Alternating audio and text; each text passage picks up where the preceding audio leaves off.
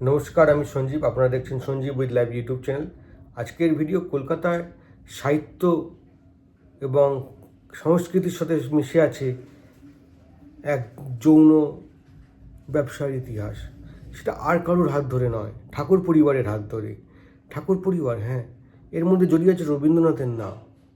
দ্বারকানাথ ঠাকুরের কথা মনে আছে আপনাদের?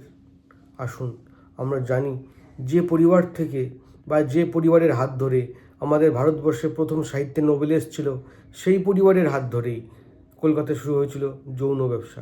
কেন হলো, কী তার ইতিহাস, আসুন খুঁজে দেখি।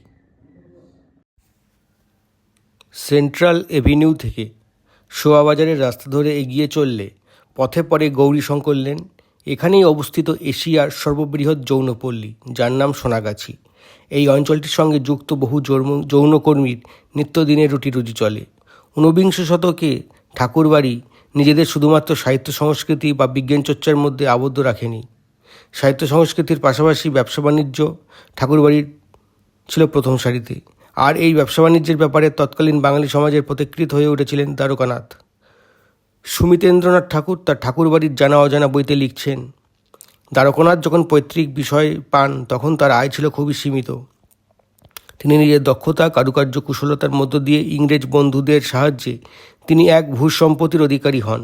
উড়িষ্যা ও পূর্ববঙ্গে তিনি বহু জমিদারি কেনেন, ওই সব জায়গায় কুঠিবাড়ি নির্মাণ করেন। দ্বারকানাথের বেলগাছিয়ার বিরাট বাগানবাড়িতেও খুবই জনপ্রিয় এবং নামডাকও রয়েছে। সেখানে এক রাতে তিনি যেভাবে সাহেব সুবোধের আপ্যায়ন করেন তার বিবরণ তখনকার দৈনিক পত্রপত্রিকাগুলিতে খোঁজ করলে পাওয়া যায়। আবার তা ঈশ্বরগুপ্তের ব্যঙ্গ কবিতার বিষয়বস্তুও হয়ে উঠেছিল।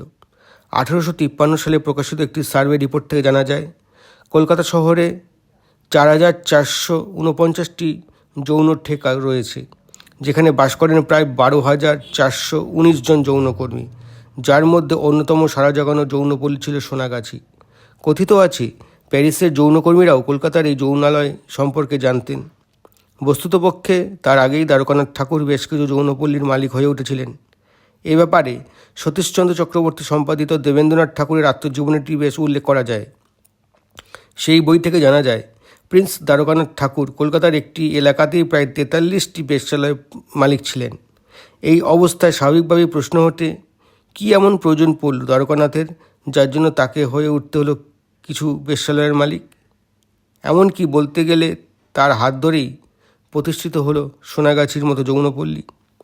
এই প্রশ্নের উত্তর লুকিয়ে আছে দ্বারকানাথের ব্যবসা বাণিজ্যের বিস্তৃতির মধ্যে।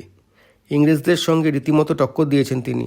অন্যদিকে ইস্ট ইন্ডিয়া কোম্পানির বাণিজ্যের সূত্রেই কলকাতায় আগমন হয় প্রচুর রাজকর্মচারীর।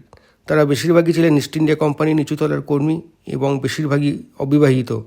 ফলে এই ব্রিটিশ কর্মচারীদের আপ্যায়নের জন্য দ্বারকানাথ প্রায় 43টি বেশ্যালয়ের মালিক হয়ে বসেন। বেশিরভাগই ইংরেজ কর্মচারীরা তাদের আমোদ ফুর্তির জন্য রাখতেন এক বা একাধিক নেটিভ পত্নী। এই নেটিভ উপপত্নীর বিবেচিত হতেন ইংরেজ কর্মচারীদের আনন্দের উপকরণ হিসেবে। তবে শুধুমাত্র ইংরেজ কর্মচারী নন, তৎকালীন সময়ে অনেক বাঙালি বাবুই মুক্তাঞ্চল হয়ে উঠেছিল এই যৌনপল্লী, যার অন্যতম হচ্ছিল এই সোনাগাছি। 43টি বেশ্যালয়ের মালিকানা গ্রহণ এবং সোনাগাছির মতো যৌনপল্লীর শুরুতে দ্বারকানাথের হাত ধরেই হয়েছিল, এই বিষয়ে কোনো সন্দেহ নেই। একে দ্বারকানাথের তুখর বাণিজ্যিক বুদ্ধির প্রয়োগও বলেন অনেকে। বেলগাছিয়ার বাগানবাড়ি যেমন ইংরেজ কর্মচারী ও বাঙালি বাবুদের কাছে আনন্দের অন্যতম উৎস ছিল, তেমনই তার অন্য আরেকটি ধারা হয়তো প্রভাব হয়েছিল যৌনপল্লীর হাত ধরেই। এভাবেই হাজারো আলোর মধ্যে রবীন্দ্রনাথ যার বাড়ির সাথে নাম জড়িয়ে আছে, অর্থাৎ ঠাকুর বাড়ি, সেই ঠাকুর বাড়ির অনেক ঘটনাই হয়তো আমাদের আজ অজ্ঞাতই রয়ে গেছে। কেমন লাগলো ভিডিও? সঙ্গে থাকুন, দেখতে থাকুন। আপনারা দেখছেন Sanjib with live YouTube channel. দেখা হবে নতুন ভিডিওতে। লাইক করুন, কমেন্ট করুন, সাবস্ক্রাইব করুন।